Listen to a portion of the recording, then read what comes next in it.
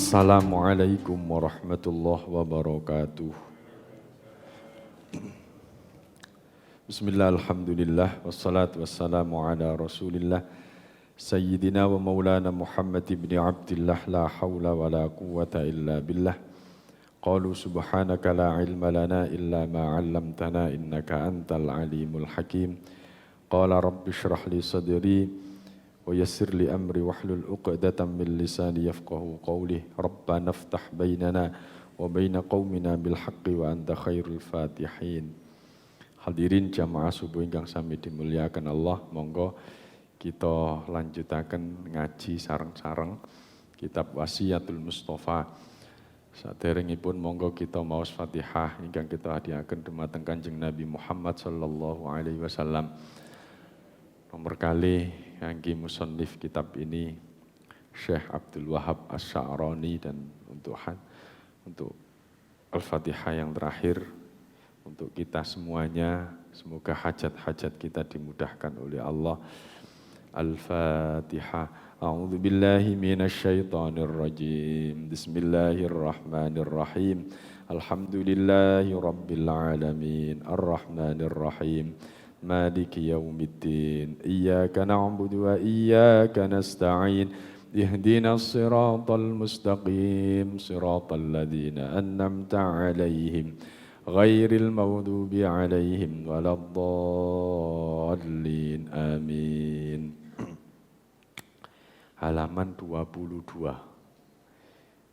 Baris nomor kali saking ngandap 22. Bismillahirrahmanirrahim. Ya Ali, he Ali, iku lil mukmini keduwe wong mukmin salasu alamatin utawi telu pira-pira tetenger. Nasihati Kanjeng Nabi dumateng Sayyidina Ali menunjukkan bahwa ada 3 alamat, ada 3 tanda orang itu beriman. Suwiji bughdul mali, bendu arto, benci harta. Wa bughdun nisa'i, dan yang kedua bendu wadon, benci kepada wanita. Wa bughdul kalami, lan bendu guneman fi i'radin nasi, ing dalem kawirangane menungso. Dan monggo kita oncei siji-siji. Hadirin jamaah rahimakumullah, ini nasihatnya Nabi datang Sayyidina Ali. Jadi ada 3 tanda orang itu beriman.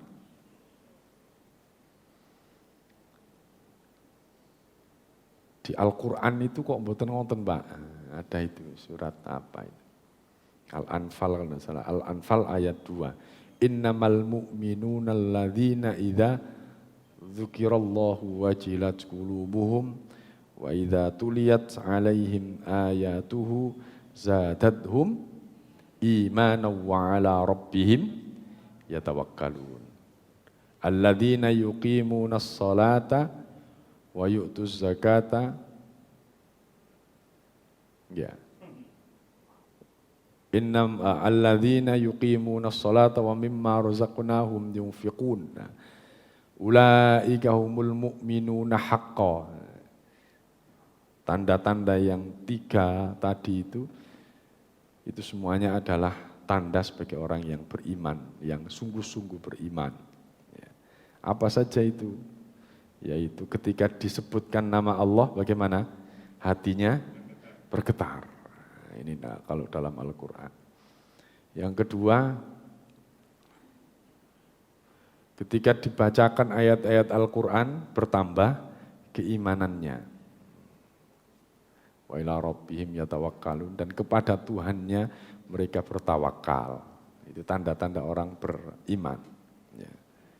Kemudian ada lagi alladzina yuqimunas shalah, orang-orang yang senantiasa mendirikan sholat. Ya. Terus kemudian mengeluarkan infak, itu tanda-tanda orang yang betul-betul beriman. Itu di dalam Al-Quran. Nah, ini kok Nabi memberikan nasihat yang lain. Nah, ini Nabi itu memang pada situasi-situasi tertentu Nabi berkata lain dengan yang lainnya. Ada nasihat Nabi itu jangan marah, jangan marah, jangan marah. Di suatu tempat yang lain beliau itu berkata yang lain. Jadi kalau kita memahami sesuatu itu harus tahu ininya, konteksnya, ya. Harus tahu konteksnya. Apa maksud daripada hadis itu dihubungkan dengan kondisi saat itu namanya konteks. Kalau kita lihat dari nasihatnya Nabi datang Ali niki, ini berarti tanda-tanda akhlakiyah, tanda-tanda akhlak yang dimiliki oleh orang yang beriman. Akhlak yang harus dijunjung oleh orang yang beriman. Yang pertama adalah bughdul mal, yaitu gak seneng duit. Nah, ini gak seneng duit kayak no aku. Gak seneng duit kayak no aku.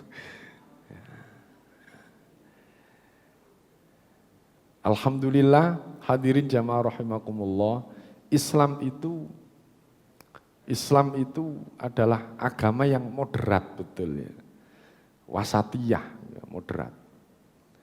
Bukan berarti benci harta itu untuk dibuang, itu mboten. Wong buktine nggih, kita ibadah itu juga butuh uang.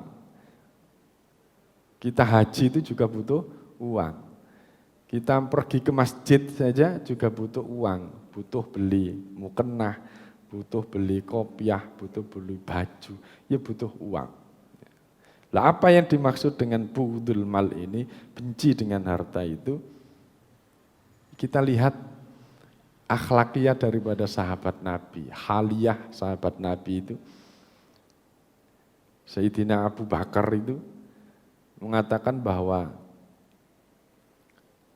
kalau tidak Sayyidina Abu Bakar atau Umar itu mengatakan bahwasannya dunia itu tidak ubahnya seperti bangkai.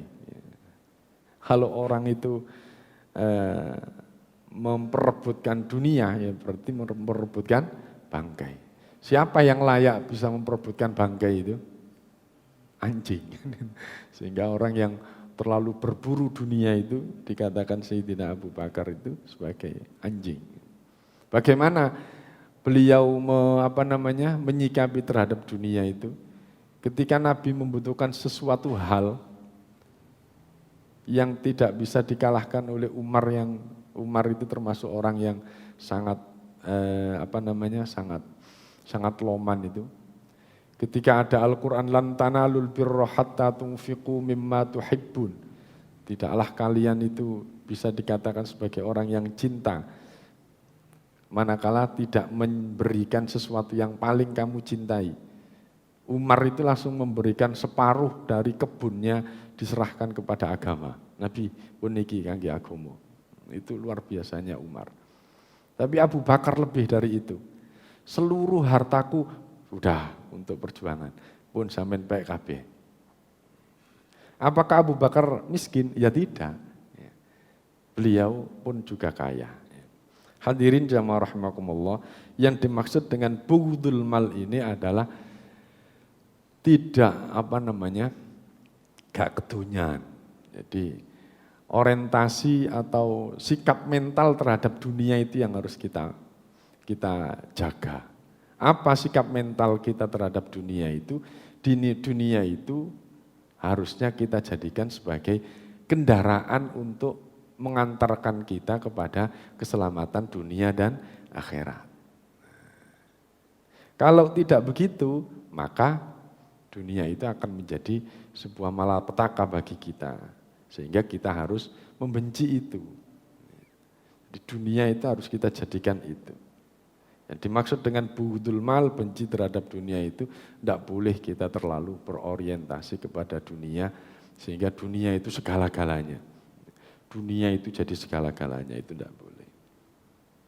Kalau kita betul-betul orang yang beriman, maka dunia itu kita jadikan sebagai kendaraan kita untuk menuju kesuksesan dunia akhirat kita. Wa bughdun nisa, benci kepada wanita. Berarti nek iso iki ditutup ae soalnya benci nang wanita. Kalau delok itu. Bapak ibu gak usah nikah, soalnya benci wanita. Bukti ini Nabi sendiri juga menikah.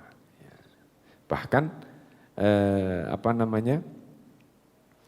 ada yang mengatakan bahwasannya imadul bira an-nisa imadul bilad, perempuan itu tiangnya negara, tiangnya negara.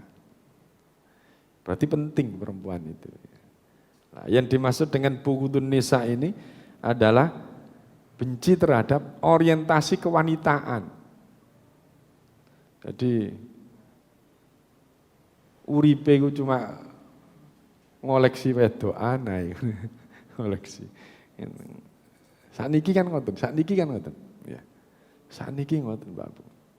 Niku kula ningali teng napa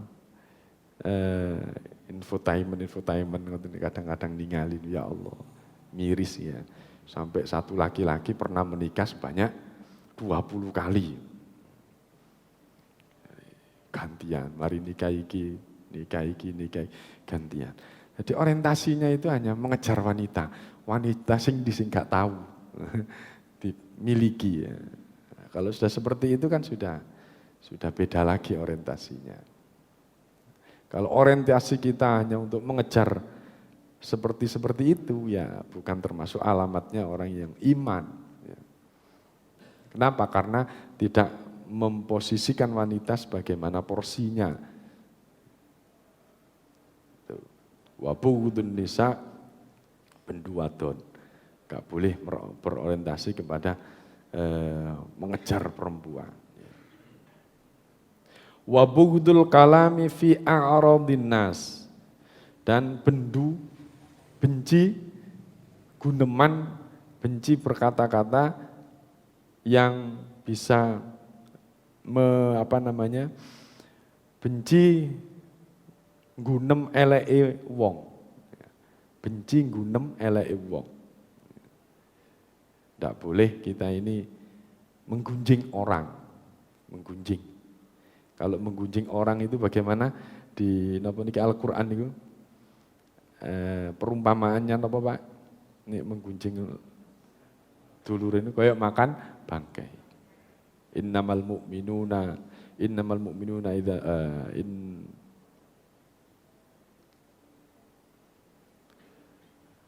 teng Al-Qur'an itu wala tajassasu wala yaghtab ba'dukum ba'dha ayyuhibbu ahadukum ayyakula lahma akhihi maitan fakarihtumu. Ya. Jangan kita menghibah saudara kita. Kenapa? Karena dalam Al-Quran sendiri yang menjawab. Kalau kamu menghibah saudaramu sendiri, berarti kalian itu. Bagaimana? Apakah kamu mentolo mangan bangkai saudaramu sendiri? Dijawab langsung karo Al-Quran. Fakarihtumu, pastinya kamu tidak mentolo. Sehingga ini wa bughdul kalami. Jadi kalau ada seseorang, kita sendiri, jangan seseorang lah. Kalau seseorang kan berarti menilai orang. Kita raba diri kita sendiri. Kalau kita orientasi kita ini untuk mencari dunia, untuk memperkaya dunia, numpuk-numpuk dunia, berarti kita ini dalam ancaman Allah, dalam ancaman Kanjeng Nabi ini tadi kita termasuk bukan orang mukmin. Yang kedua, kalau orientasi hidup kita ini hanya untuk kepuasan nafsu kita, ya menumpuk-numpuk perempuan koleksi, gitu ya. Menumpuk koleksi perempuan itu ya berarti bukan mukmin. Ya. Nah niate niku Pak, napa niku? Nolong Pak. Nolong tak nolong. Nolong tak nolong. Alah kayak saiki kok ada yang nolong-nolong Pak. Nek nulung kono Mas ya kono golek sing tuwek. Nulung kok golek sing ayu. Iya, sing dipilih-pilih barang ya. Nek nulung ya kaya Kanjeng Nabi ngoten niku. Wa bughdul kalam yang ketiga adalah benci terhadap ngomong eleke wong. Wis gak usah ngurusi wong lah, wis ngurusi awake dhewe, nek ana apike ya ditularno apike nang wong. Ya, itu berarti tanda kita ini beriman. Tanda sebagai orang yang beriman. Bismillahirrahmanirrahim, kita lanjutkan. Ya Ali, he Ali, lil aqili iku kedue wong kang berakal, salasu alamatin, ono telu piro-piro alamat. Ada 3 tanda orang yang berakal.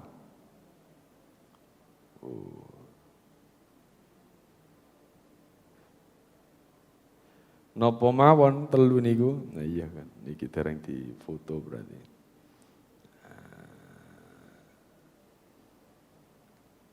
Oh, dereng difoto. Boten bisa ningali layar. Nomor setunggal al-isti'anatu bidunya. Suwiji ngalap pertolongan bidunya kelawan dunya. Alal akhirati ing atase akhirat. Wahtimalul jafa lan nanggung wangkot. Wassabru ala syadaidi, yang ketiga adalah sabar ing atase belai. Ada 3 tanda kita ini disebut sebagai orang yang berakal. Akali waras, akali sehat, akali bener, akali jejeg. Napa niku nomor setunggal al-isti'anatu bidunya alal akhirah. Kalau sudut pandang pemikiran kita bersudut pandang bahwa dunia ini harus kita jadikan sebagai kendaraan untuk akhirat kita. Kita minta tolong kepada dunia yang kita miliki ini untuk bisa mengantarkan kita kepada kepentingan akhirat kita. Kalau kita berpandangan seperti itu, maka akal kita sehat. Kalau sebaliknya, enggak sehat berarti. Enggak sehat. Nanti kalau ceritakan, napa niku sampai enten tiang turu nang jero mobil gara-gara gak tahu duwe mobil. Enten ya. Kenapa? Karena wedi hilang mobilnya. Nomor kali wahtimalul jafa. Wahtimalul jafa lan nanggung sabar atas perlakuan keras seseorang. Ini bukti kalau kita ini orang yang berakal. Nanggung wangkot. Wangkot itu perlakuan kasar. Perlakuan kasar. Jadi sabar ketika kita diperlakukan kasar oleh seseorang. Loh, maksudnya nopo Pak? Nopo kita menengai diperlakukan kasar oleh seseorang? Nggih. Niku napa niki kita tingali dos pundi Kanjeng Nabi niku ya. Kala wingi dinten Senin. Dinten Senin kula silaturahim napa niki riyadinan dereng mantun teng Sepanjang. Kula mirengaken SSFM.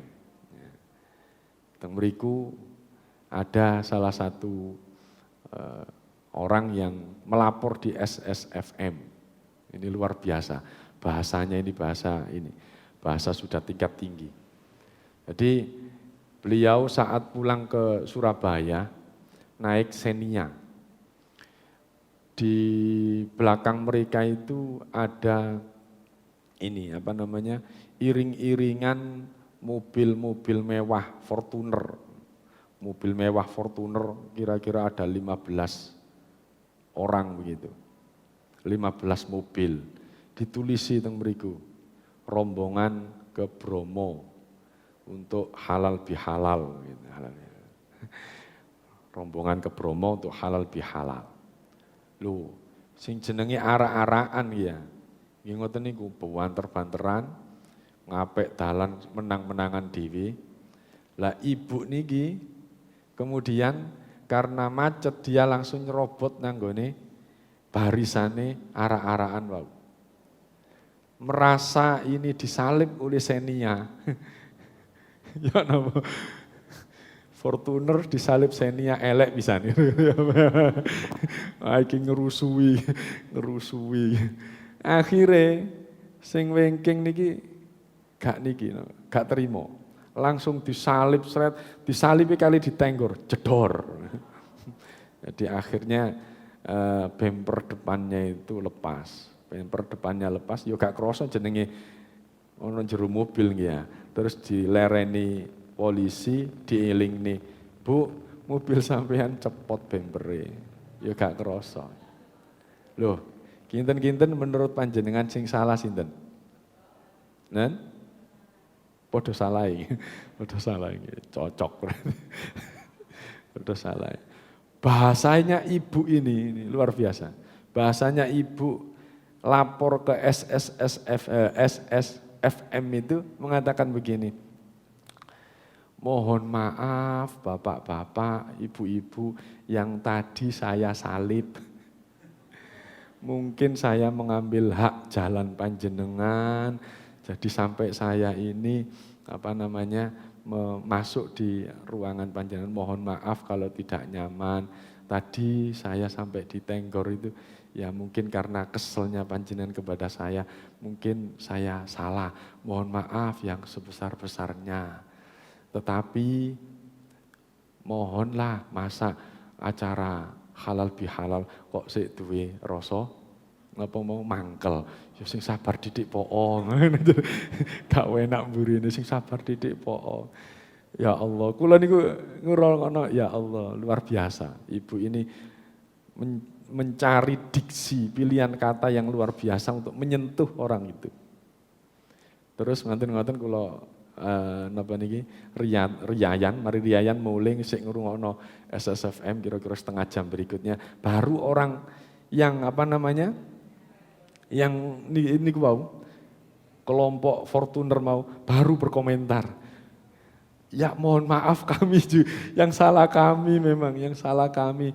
Jadi kita siap untuk mengganti kerusakan mobil panjenengan. Jadi ternyata masih ada yang hidup hati orang sekarang ini. Kadang-kadang ngoten iki kan wis padha kasari kan. Saiki ku lho masih salah ngono ngeyel dhisik ngeyel dhisik. Nggih, ngeyel dhisik ngono. Ya Allah. Sakniki. Wahtimalil jafa yang jelas orang yang dizalimi itu pastinya nanti akan mulia. Terus pun di Nabi ketika dizalimi, ketika dilempari napa niki? Tai onta, kotoran onta, ketika dilempari di mana itu Taif itu, dilempari di Taif itu, sampai yang tidak terima itu adalah para malaikat. Nabi, malaikat-malaikat penjaga gunung itu sampai protes kepada Nabi. Nabi, kalau engkau mau gunung-gunung ini tak tumplekno nanggone warga Taif. Ini pasukanku yang menjaga gunung-gunung sudah siap untuk numplekno. Apa kata Nabi? Enggak usah. Mereka itu tidak tahu kalau saya ini Nabi. Saya hanya berdoa semoga dari salah satu orang yang ada di sini itu nanti akan bisa mengharumkan nama Islam. Jadi yang dimaksud wahtimalil jafa, kita sabar terhadap perlakuan orang yang kasar itu. Bukan berarti sabar terus baru meneng ae. Yo ngono mau. Ono cara sing halus seperti tadi itu. Berusaha tetap untuk meluruskan orang yang tidak lurus. Ya. Kalau tidak bisa, ya kita doakan seperti yang dilakukan oleh Nabi. Orang yang meludahi Nabi itu berjamaah nang Masjid Al-Hidayah diludahi ju. Pak Ma'ruf berangkat nang masjid didan itu. Kira-kira mencak-mencak apa ya, Pak? Mencak-mencak sopo iki. Koyok wangi-wangi ora. Ya. Nabi mboten. Sampai Nabi itu kaget ketika tidak diludahi lagi. Ditanyakan kepada tetangganya, mana orang yang biasa meludahi saya? Mana orang yang biasa meludahi saya? Akhirnya sakit, ketika sakit didatangi, didoakan terus sembuh. Ya Allah, orangnya langsung masuk Islam. Orangnya masuk Islam. Bagaimana perlakuan Nabi terhadap orang Yahudi buta itu. Orang buta itu. Dilok-ilokno dielek-elek dietrek-etrek pokoknya Nabi itu. Tetap Nabi itu sabar melayani orang yang buta itu. Tidak tahu ternyata yang dietrek-etrek dielek-elek nama itu Nabi. Tapi ketika Nabi sudah meninggal dunia, baru tahu ternyata yang memperlakukan baik itu adalah Nabi. Akhirnya orang Yahudi itu masuk Islam. Jadi bagaimana sikap mental kita bagi orang yang berakal itu ketika kita disakitin orang, ketika kita diperlakukan jelek kepada orang, kalau bisa kita luruskan dengan sebaik-baik mungkin. Jangan dengan kekasaran, jangan dengan kasar. Bahkan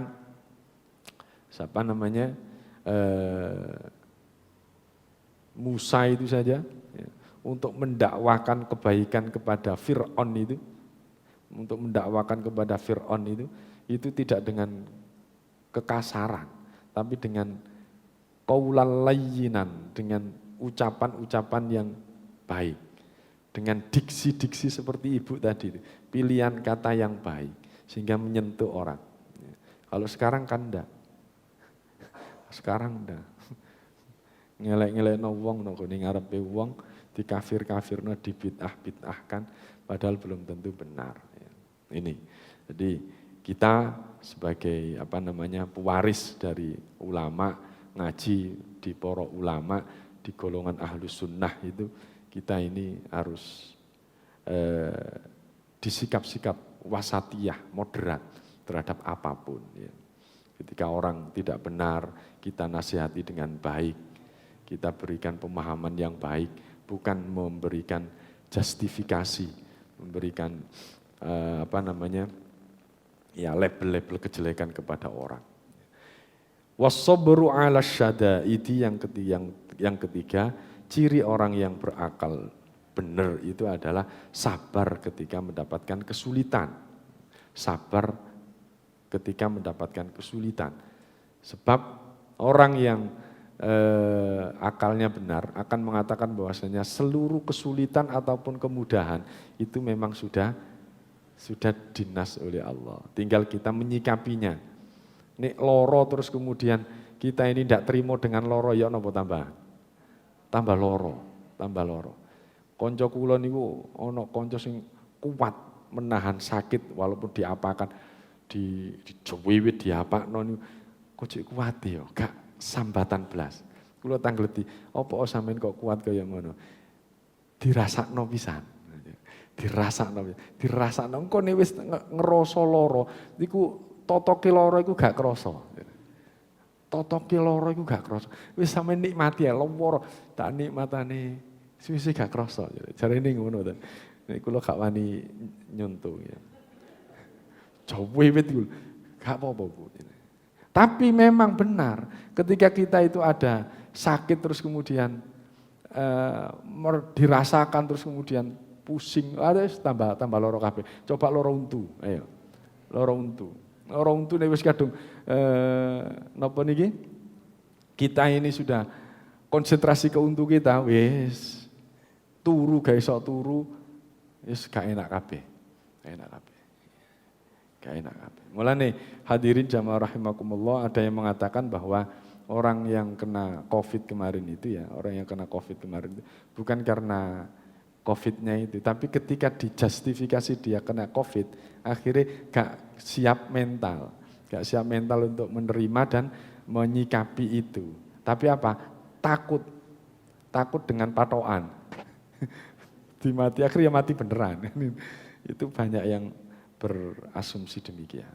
Oleh karena itu hadirin jamaah rahimakumullah, sabar ketika dapat kesulitan dalam artian Ketika kita mendapatkan kesulitan, maka kita sadari bahwasannya itu untuk kebaikan kita.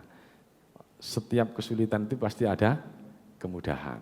Dalam Al-Quran tadi yang saya sebutkan, inna ma'al usri yusra, sampai diulang 2 kali. Kesabaran itu di situ. Ya, ketika kita ada kesulitan, yakini bahwa setelah kesulitan itu ada kemudahan. Setelah kesulitan itu pasti ada kemudahan. Sehingga sikap-sikap yang seperti inilah yang disebutkan oleh Nabi sebagai orang yang akali benar, akali jejak, dan orang yang berakal. Hadirin jamaah rahimakumullah, mungkin itu 2 nasihat Nabi kepada Ali. Mugi-mugi kita sedaya saged ngelampahi. Al-Fatihah.